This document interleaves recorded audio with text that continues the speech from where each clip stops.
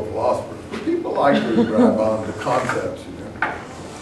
In any event, dialectical materialism is a direct offshoot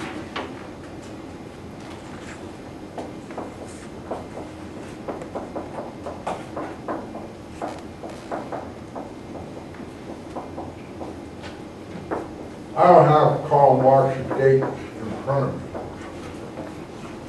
I can't even spell his name. I don't have his date in front of me. But you can see that he is someone, I think, in the mid-1840s, 50s, who's maturing at that point, sees the reaction in the 1848 uprisings, the repression of the 1848 uprisings in Europe, and then starts his Communist Manifesto, workers of the world unite, you have nothing to lose but your chains, and turns it into a social revolutionary struggle. He, along with Engels in England, who picks up Marx as a boost, as a booster of Marx. Engels is an industrialist in northern England, has enough money to finance Marx and bring Marx ultimately over to England, where he supports him for the next 30 or 40 years or so, while he writes these huge tomes, which then begin to dominate political philosophy for the next 100 years or so, or at least 50 or 60 years.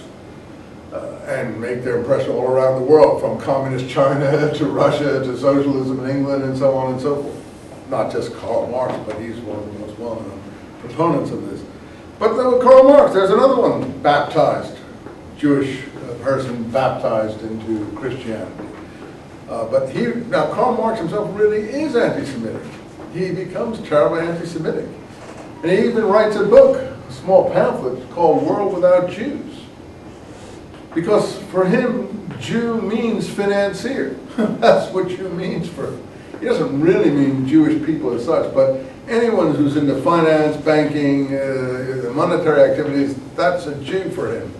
And that unfortunately, that thinking has permeated socialism, national socialism of the Hitlerian variety, national socialism of the Ba'athist variety in the Arab world. I mean, the Ba'athist Party is just a national socialist party. That's what it was in Syria and Iraq. And people like Saddam Hussein and the Syrians and others pick it up as a kind of Arab national socialism. So that's why they find Hitler and all those kind of people so attractive.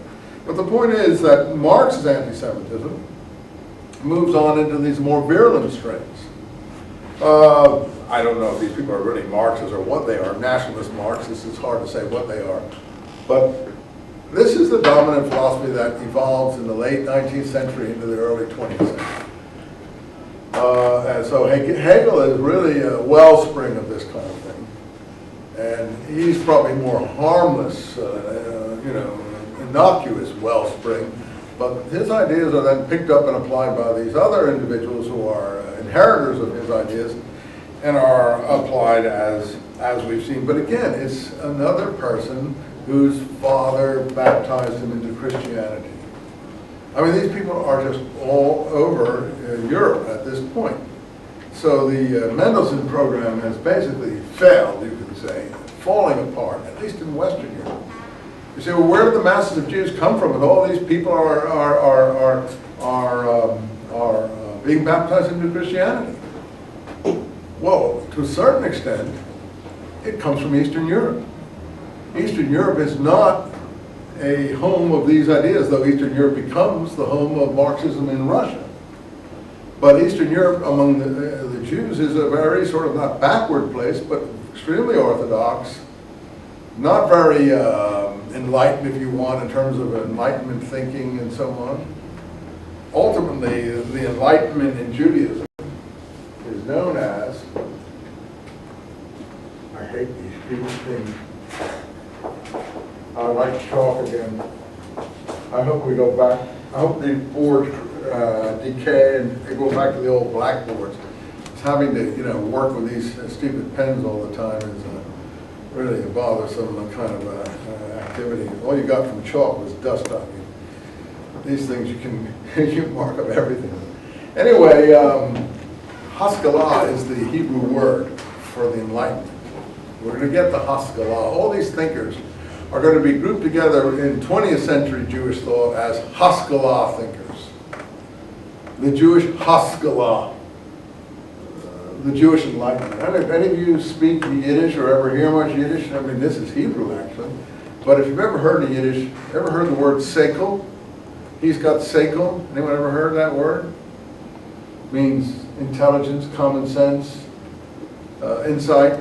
It is a Hebrew word. Haskalah is just a verbal noun where two H's are added on either end of the word to give you a verbal noun, meaning to exercise seichel, or to be enlightened, or to have enlightenment, or to get into the process of enlightenment. Anyway, the reason I signed Rudowsky, the reason I went to such lengths to find the book is because, you see, it isn't that he's such a great writer or anything. These subjects are actually treated, you know, in a comprehensible manner, and there is no other book that really treats them like this. So what we say when we get to Frankel, who Rudowsky is very, very big on and obviously likes the most, we get into what is called the historical school.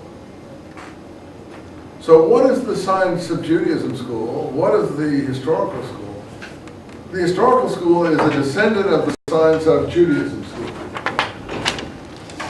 What happens is that as people try to develop this idea of studying, science means to study, studying the religion and trying to see what is a intrinsic and what is expendable aspect of the religion, and therefore how we can change, if we can change a prayer book. What do the Orthodox say about changing the thing? Well, they don't change anything. It's just what it was traditionally for 1,000 years. And as far as they're concerned, it's not ever going to change. You know, it just goes on the way it's been practiced. You don't change a prayer book in the Orthodox way of Judaism. Changing prayer books is only an endeavor of what kind of people? Reform Judaism and conservative Judaism.